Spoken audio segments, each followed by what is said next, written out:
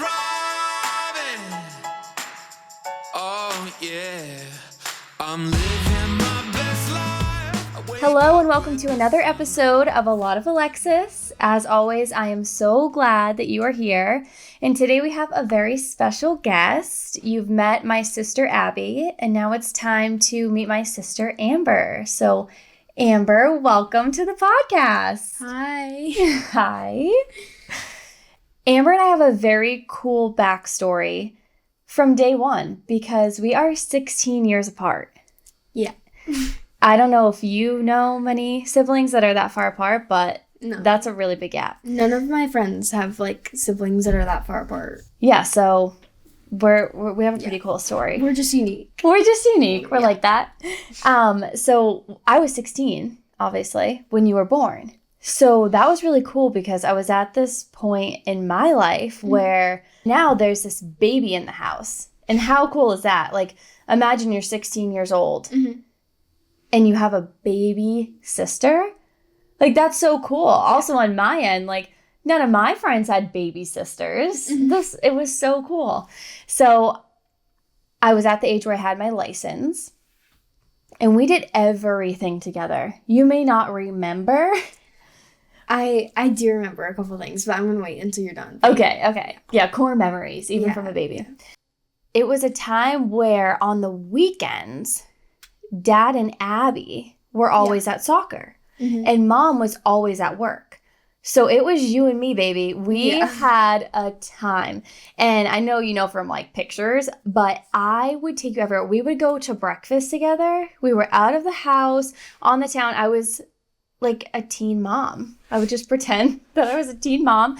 And I just remember even days at school during the week, I would leave and we had this classroom. So my little backstory, my Spanish teacher in high school, she would open her room to really any students that wanted to come hang. There was this group of us, which Matt, my husband, was in.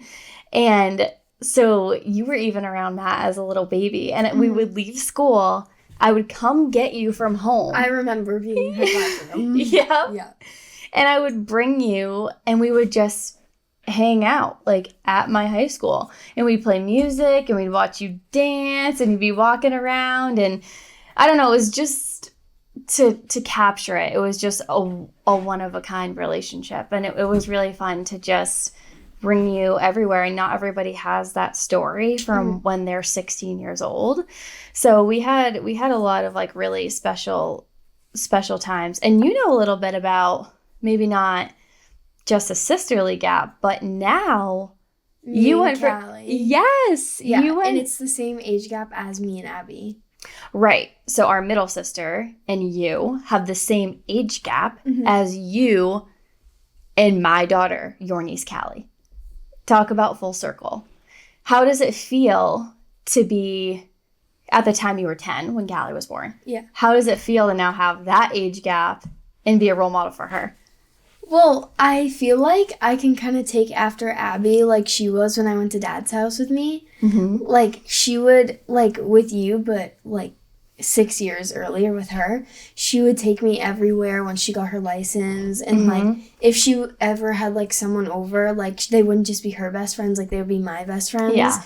Because whenever I was with Dad, I was with her, like, 80% of the time. And because Dad would be at soccer or whatever he was doing, and we would just be home. And I, like, always slept in Abby's bed and stuff. So, like, I want to have that with Kallie. Oh, yeah. Because it's, like, the same age gap.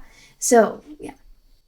It's really cool because you're at an age now, you know, this summer you're 13, which is just, it's wild to even say that after we were just talking about you as a baby, but whatever. It's emotional for me. You're literally going to be a teenager, which is wild, but you're at such a cool age and you're just such a cool person to have this influence on now my baby. It's so cool. Not only are you her aunt, but you're also one of her godmothers. And I mean, I wouldn't have it any other way. All of her godmothers are just like really great role models, but It's going to be a really fun life. And she's growing fast. And you've already influenced her so much. She's also your little twin. So on the flip side, so it was really crazy for me at 16 in high school to have a baby sister. Now you are, 13 in middle school who has a baby niece and goddaughter. Do you have any friends that have any of that going on? No, I'll, in English class, I'll be talking to my friends about Kallie, and I'll, bring up that she's my niece, out of conversation, and someone will hear me, out of the conversation, and I'll be like, wait, you're an aunt? How does that work? And I have to, explain that you're, 16 years older than me. Yeah. When I was a baby, I remember we went to the mall, and there were chicks that I could hold. And you probably still have the video. I was so scared, and when I went up to hold the live baby chick, it flew out of my hands, and I screamed, and yeah. It's the cutest video. You're just trying to hold it, and you're trying to say something, and you go and you freak out because it just hopped off. But you're so cute, and you're probably close to Callie's age in that video. But when this episode airs, I'll share that video on my page so that everybody can go look at it and see, because it's a really, really, really cute video. And if TikTok and Reels existed when I recorded that video, it would have 100% gone viral. Yeah. So maybe we'll try again. When this comes out, we'll post it and we'll just see how it does. Oh my gosh, I love that. So do you want to give a little bit of a general about you? Well, I want to do photography. Okay, so we're talking future career. Yeah. Love that. Love that avenue. So that's huge. Tell me about it.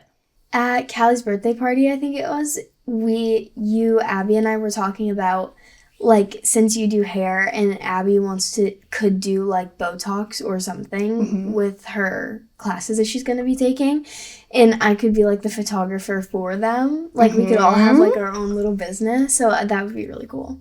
It's actually cool how things are connecting, because when Abby was on, she was talking about how she was trying to figure out what she was going to do, for a career. Yeah. And she said, surprise, I'm going to nursing school. So she could totally get her RN, do all the fun, aesthetic, like you said, Botox and all that, which would just go with the hairdresser side. Wow. We all could have our own little office. Yeah. Wow. I could have my own little office and take out. Yeah. Yes. Yeah. All of our clients would be each other's clients. Right. Wow. What a little community.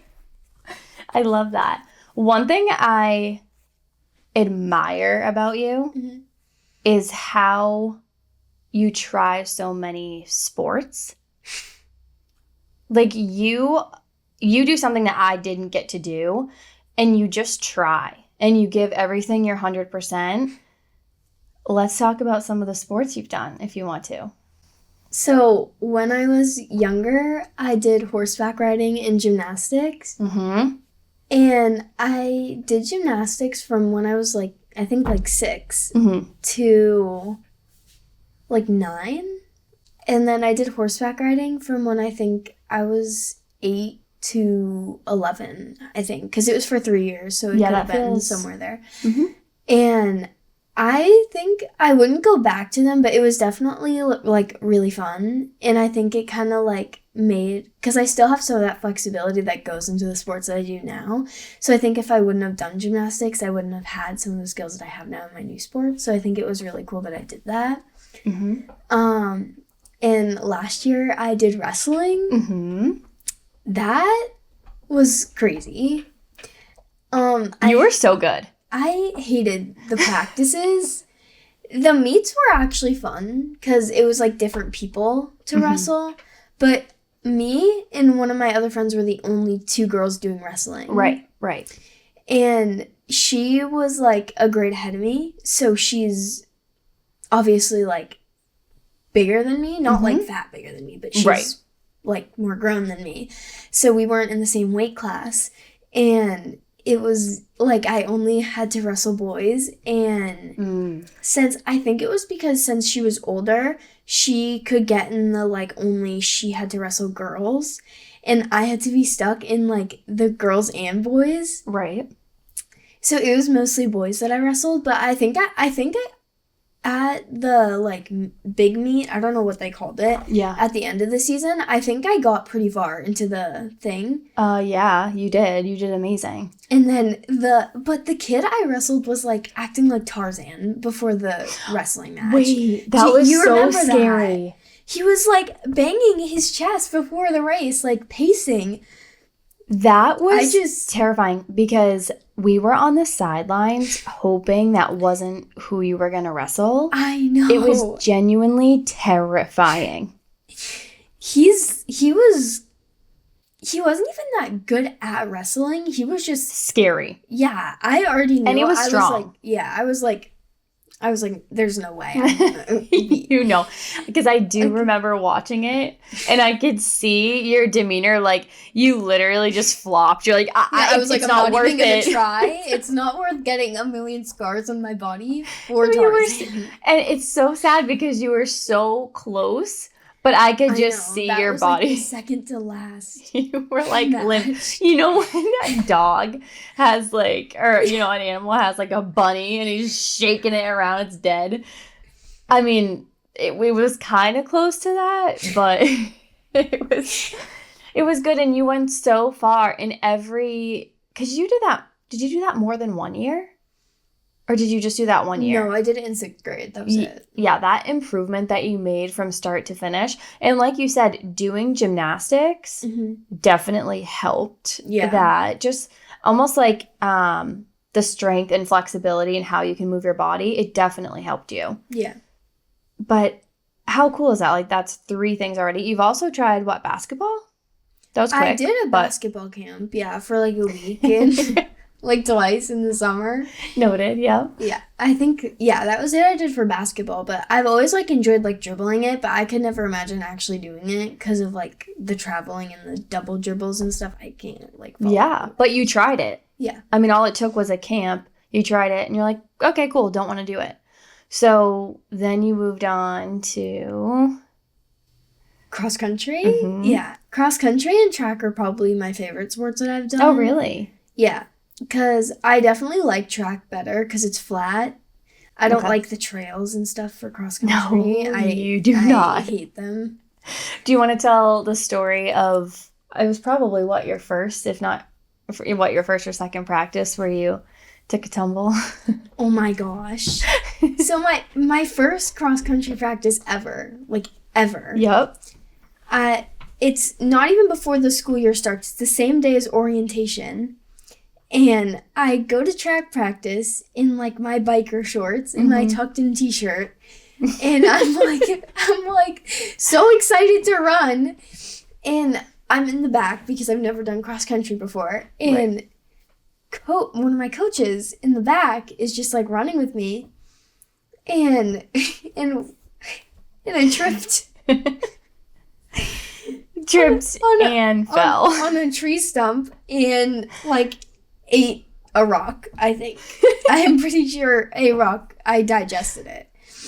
I will never forget calling and asking how it went.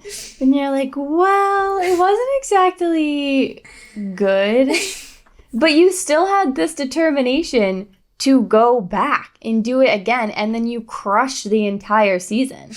Again, the improvement that you made was insane. So I don't know. I just think you're cool and you tried so much. And so now you're in your another season of track. Mm-hmm. And you love that. I mean, you're so good at that. Last year, I wasn't as good at it as I am this year. But I think it's just because I don't think that I tried as hard as I did this year. Mm-hmm. Because I didn't take it that seriously last year. I was more focused on actual, like, school. Which now I can do both because I've learned how to, like, maintain good grades. Oh, my God. Okay. And, like, be able to be good at a sport, too. So I came in first in my 800 on Tuesday. What? Yeah. Yeah. And on Thursday, in 3rd place for my 400. Yeah, that's and awesome. And then on Thursday, I had a meet, and I came in 2nd for the 400. Mm-hmm. And then in the 800, I think I got 5th because there were more schools. But, yeah. Yeah, but imagine last year you saying those places and, like you said, keeping up with school. That's a huge life skill. Like, you might not see it now, but I mean, there are adults that can't multitask that well and keep two good things going like that. You might look at it, oh, I'm in middle school and it's a sport in school. But that's a huge life skill that you're learning. So I'm super proud of you. Thank you. So do you think that you're going to keep up with both of the running things? Because this year, you did cross country and then you took a break because you didn't do wrestling. Yeah. And now you're in track. So do you see that kind of being your thing for sports? Probably. Because even if I did want to try something new, I think it's kind of like late for that. Even if it isn't, I think I would. I think with all the stuff I've tried, it's just proved that I like running more. So. Yeah, that's really cool. I can't think of anything. I mean, it's never too late, first of all, to try something. However, you're happy now.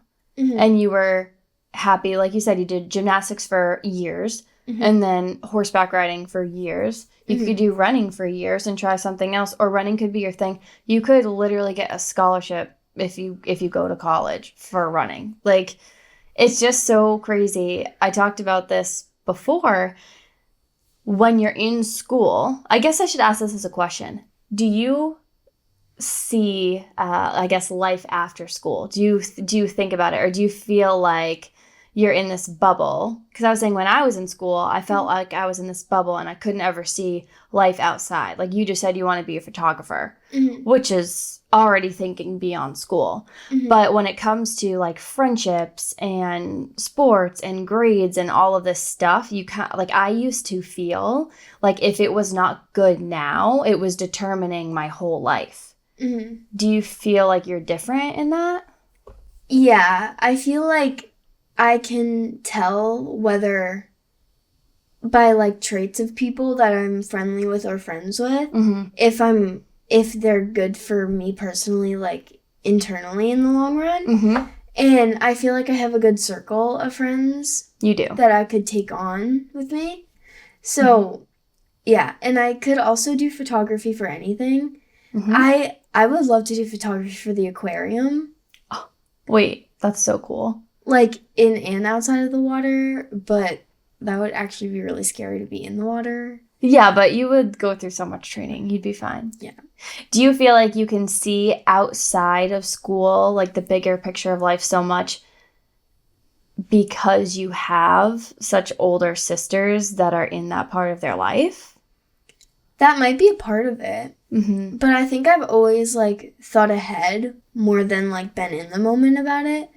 I wish that I could see that more when I was in school. And I think it's really important that you remember that even when you go into high school and there's all this pressure for beyond school, and things will get to you more and school's going to be harder, and the balance between sports and school, it might not get harder. You seem to be a pro at it, but on the hard days, I think it's really cool that you've already experienced like, no, I got it. I know what I'm doing and I'm in my own bubble, and anyone that's not good for me isn't going to be in my bubble. Like, again, that's a huge life lesson that people don't learn as early as you have. So you should be really, really proud.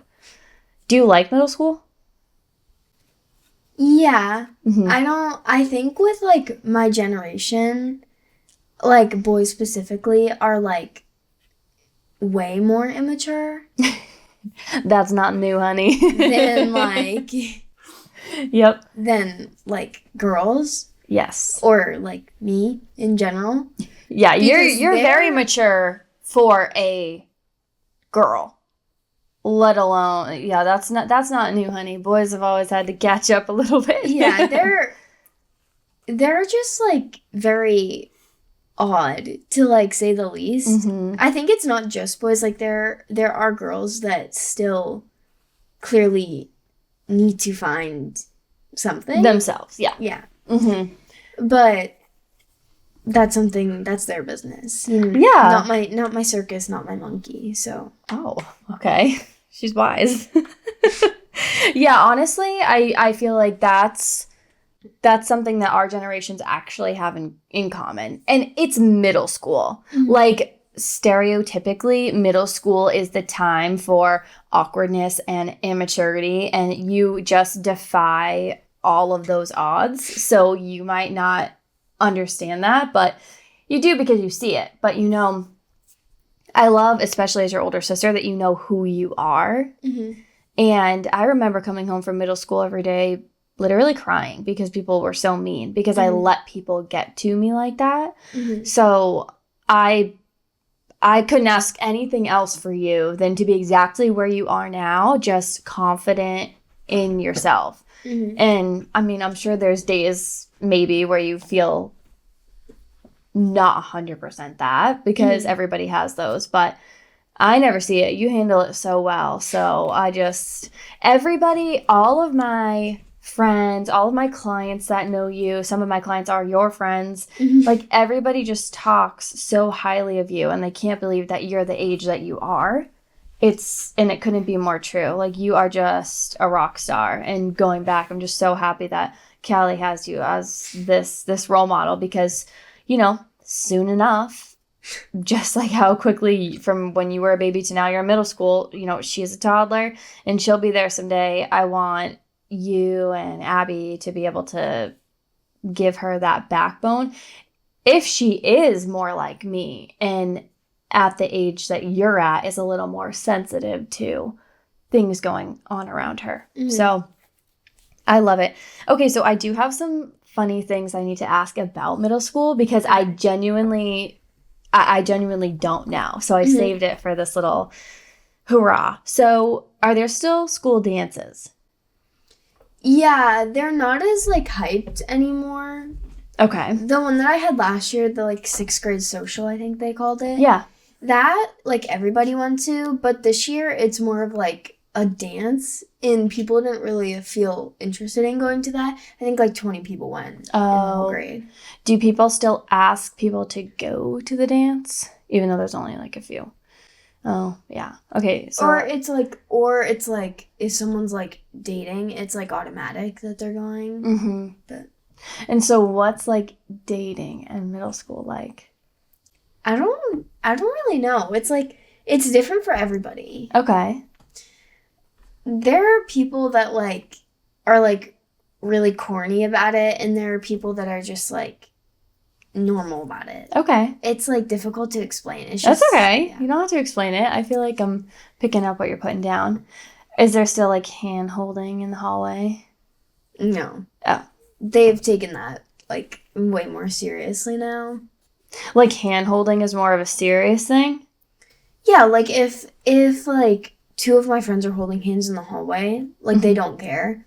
But if it's if people are pressed up against each other holding hands in the hallway. Oh, yeah. And once people start dating, it gets around. So the teachers obviously know. So they're okay, stop. It's actually really funny. And somebody hugged the other day in the hallway, and they were okay, that's enough. Break it up. Oh, so they're on the prowl. Yeah. They're less tolerant than they probably were. I mean, people weren't making out in the hallway in middle school, but I mean, they're more on top of it now. Yeah. I feel like they're more on top of gossiping over that, but because in this time, they could get to more than that literally in the middle of the hallway, so they always have to be alert about things like that, which makes sense. So. Do you feel gossiping, is it usually nasty gossiping, bullying stuff? How do you see a lot of that in middle school? Yeah. Really? Yeah. That's the majority of middle school. Aw. It's I have this friend, we're friendly at school. Mom does not like her. But, yeah, I think you get who I'm talking about. So you have a friend, but you've had, a past with bullying.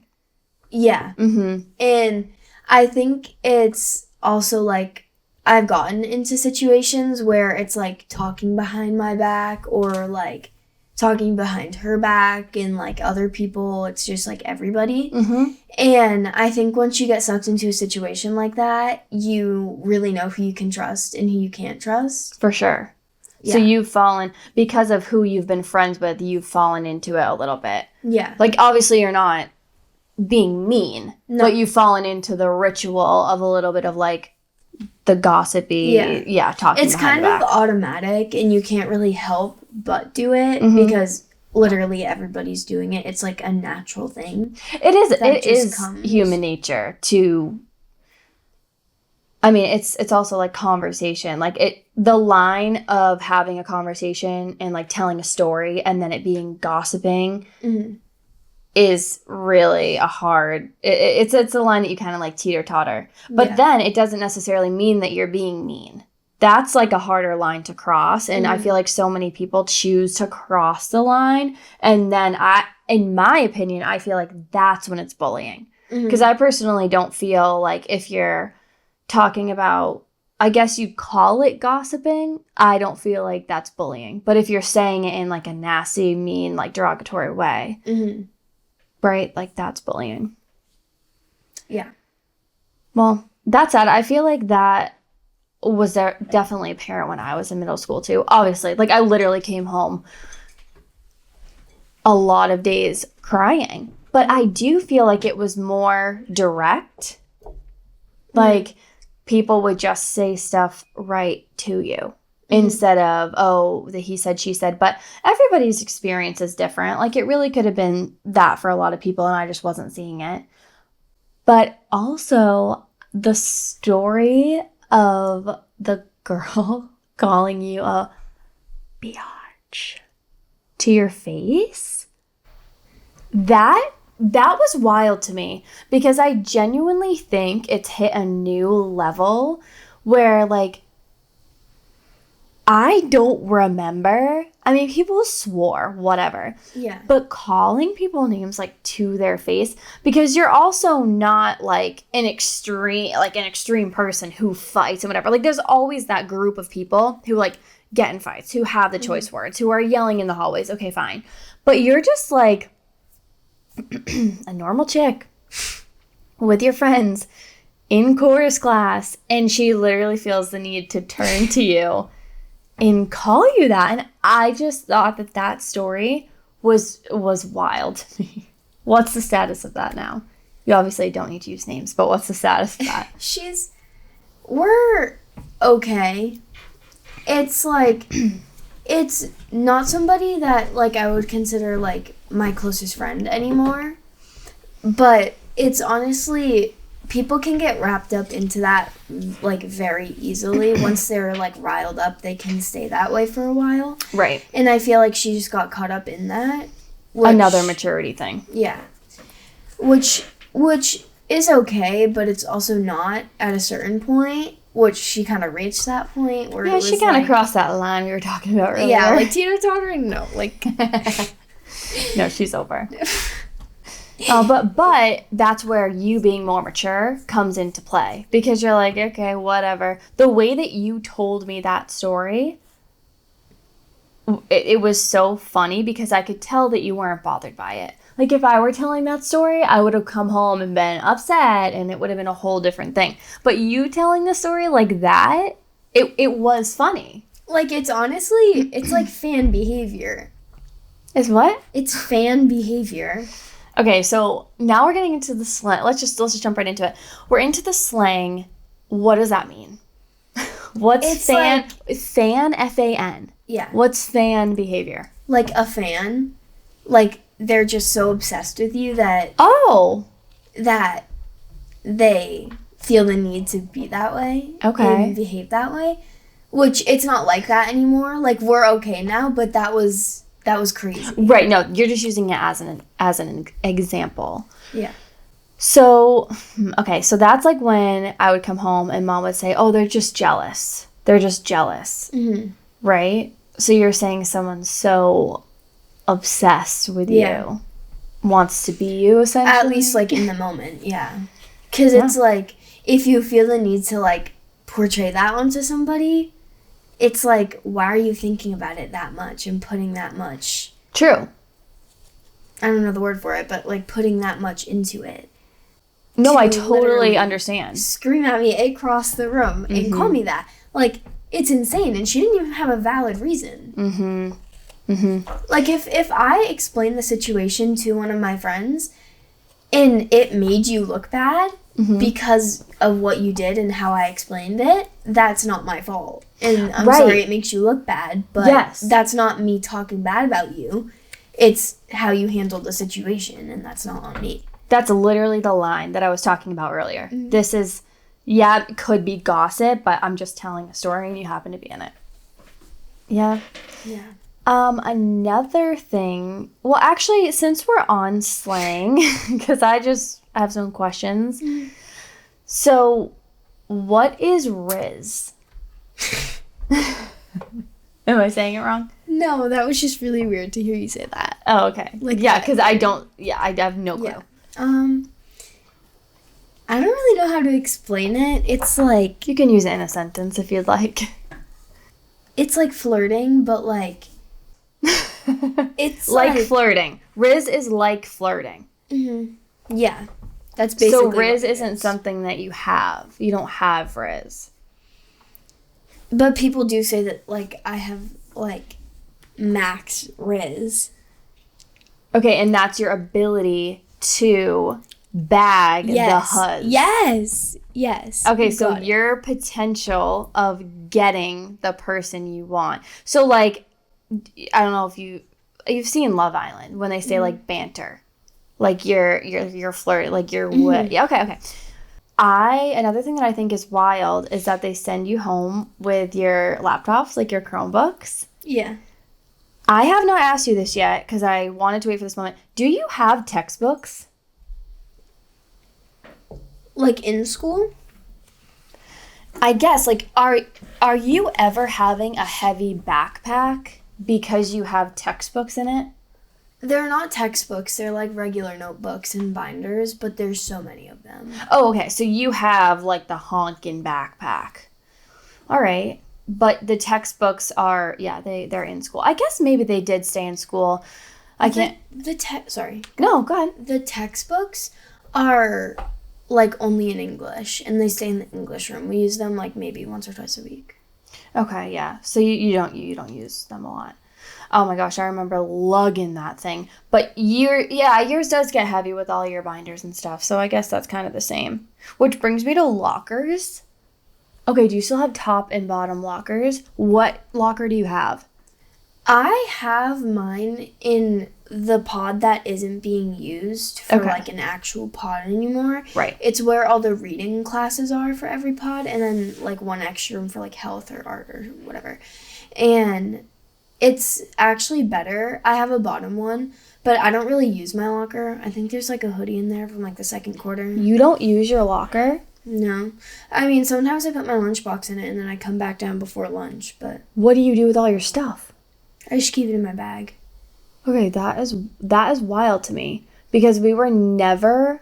Okay, so when I was in middle school, we came in the morning. We had to take everything out of our backpacks. Mm-hmm. And then we could bring our backpacks into the room, but it was like only with the stuff for the class. Like you take stuff out for like 2 classes at a time. So you lug everything in your backpack all day. Mm-hmm. Okay, well that's worse than having textbooks.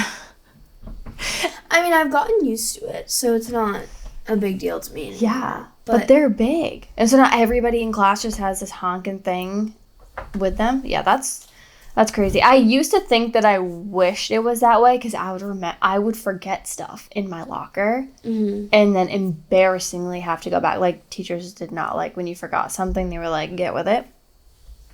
But I think up until 8th grade, the first 2 years, I had a bottom locker. Yeah. Last year, I had a top locker, and I actually did use it because we're allowed to use it, but it's just easier for everybody. Like, they'll keep, like, their art folder or, like, their health binder or something in there so that before D period or A period, they can just grab it. So that way it doesn't take up as much space in their backpack, but that's basically it. Yeah, that's just different. But I have horror stories from being the bottom locker. Because imagine a world where you do have to go to your locker every day. I'm on the ground, okay? Someone's above me, because it's every kid, every like couple periods. Everything was dropped on me. Binders, books. Oh yeah, it was atrocious. And then one day I went to stand up, like hard. For some reason I was very excited to stand up because the locker door above me was open. Yeah. No. And I was literally seeing blurry like the whole next class. It was dramatic, and I don't know, that was one of my worst memories from middle school. It hurt so bad. I don't know like how I didn't get checked for a concussion. It was aggressive. That happened to me on a cabinet once in a kitchen, but it wasn't a locker. Yeah, a metal locker door. Yeah.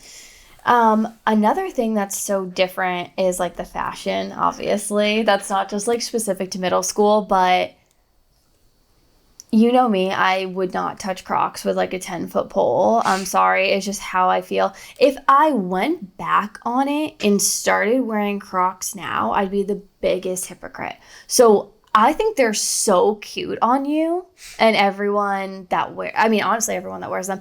I couldn't. Like, I would make fun of myself. They're weird. They're weird, but you wear weird. them so cute. They look so cute on you. Obviously, Crocs isn't the only thing, but I actually have no room to make fun of Crocs because in middle school, so you guys have like the cute oversized hoodies with the leggings and, you know, like the high socks, sneakers, whatever. The stuff that I actually like to wear now, I wish that was a style. Yeah, I showed up with, like, a choker and the Hollister, like, tight, long sleeves, the sweatpants, like, thinking that was cool. So I guess to each their own. As much as I would make fun of myself in Crocs, I think that's better than what I was wearing. But, yeah, I took it, like, very seriously. So what else is so different with fashion? I feel like the Nike socks are, like, I don't even know when those became a trend, honestly. Yeah, like, I guess they used to be, but it was more of, like, a sport thing. And now for you guys, it's, like, that's a staple. And I do love it. It is cute. But a lot of stuff that I feel like actually what you guys focus on, like, your generation focuses on, is more brands. Yeah. Like, you'd wear probably the ugliest shirt, not you personally, but somebody would wear the ugliest shirt if it were like by White Fox or if it were by, you know, Lululemon or whatever. It's just, it's funny, but everything like comes in circles. Like a lot of stuff that we're seeing now like is from when I was a kid and like mom used to wear like the mom jeans and stuff. Also something very, very trendy that I need you to just run through with me is your, like, skincare routine. Because we always took, like, our skin seriously and used good stuff. But you know your stuff. You're, like, the queen of Sephora. So hit me with either, like, your routine or some favorites. Well, I don't use skincare as much anymore. I use the CeraVe moisturizer now. CeraVe. And I use the Garnier micellar water, and I use the Philosophy cleanser. Okay. It's in like this huge bottle. Nona gave it to me. It's good. I don't use it that much because I either use the CeraVe one or that one. Yeah. And that's basically all I use just after my shower. But I used to use Glow Recipe, and that used to be like I still have a bunch of it now, but I just don't use it as much. Sometimes if I feel like using it, I'll pull it out and I'll use it. But I don't really need it that much anymore, so I don't use it as much. But I used to use their toner, their dewdrops. I still use their Hue Drops. It's like tinted. Like their moisturizer. I didn't really like the moisturizer, but I still used it because I liked the Glow Recipe. So what would be, if someone was going to go get a product from your skincare, what would you choose? For them? Yeah, like if you're like, because people are listening. Like, what should everybody go out and buy? Probably the Dewdrops. And what brand is that? Glow Recipe. Oh, okay. They have niacinamide in them. So I also like the Laneige toner because it's like mixed with like a moisturizer like ingredient. Wait, I love that. So it has like 2 in 1. Yeah. You need a toner. That or the Glow Recipe toner, either one. Okay. Yeah, I just know that you have all these little bottles and you like have your stuff together, and that was not me. And I just feel like you're so cool for it. Okay, speaking of cool, when Abby was, because, I think you're cool. When Abby was here, we talked about the girl characters from Friends and who we would be. Friends will never die. It's like an anchor. Friends and The Office will literally never die. There'll never be anything better. So, I want to hear from you. Who do you think the 3 of us would be for characters? Because it's obviously Monica, Phoebe, and Rachel. Go. I think you're definitely Monica. Like, there's no doubt that you're Monica because you're a freak, like a clean freak. Yeah. And you like have like an attitude like Monica's. Okay. So it's like, yeah. I own that. And you guys each have the vein. No, I'm kidding. I'm kidding. You get like really mad really Remember fast. on the Thanksgiving episode she has like Yes. I have a theoretical vein. I go from like 0 to 60, so I get it. I'm not offended. I think I would be Phoebe and Abby would be Rachel. Okay. I think it like varies between me and Abby, but I think I'm just stuck with Monica. Oh yeah. I'm never one of the cool chill ones. You're just Monica. It's fine. I think that has probably changed over the years because I used to be hardcore. Like I really wanted my life to be Rachel. Like I have a bit of the Rachel like haircut going on if you didn't notice. Now notice. But Rachel's like who I want to be at heart, and Phoebe's just fun. But I ended up being a Monica, and that's okay. It's just where I landed in life. I don't see it changing, especially after having a child. Like now that I'm in mom mode, like I'm just destined to be Monica. However, I am 10 toes down. I'm very firm. I've decided that you're Rachel, and Abby's Phoebe. And I think that has also changed as we've grown up together. And I'll tell you why. You have this sense of calm, chill, cool, fashion. Like, Abby does too, obviously. But you're just so, I don't know. It's just like your hair is always perfect and like, your skin glows. And then on the flip side, Abby just has that more spunk. Like you used to have, obviously you were a kid, you're still a kid, but you were like a kid. You used to have that more like la la la la la. But that's so Abby now. And I wouldn't want her any other way. Like you've just grown into this really like calm, cool, collected kind of human being that I can't be as much as I try. It might be like what I give off some days, but I'm not that. I'm very like, perfectionist, like angst to the core. And Abby is very much like, she's just like so light through life and going where like the wind blows in a good way. She's just very like nonchalant.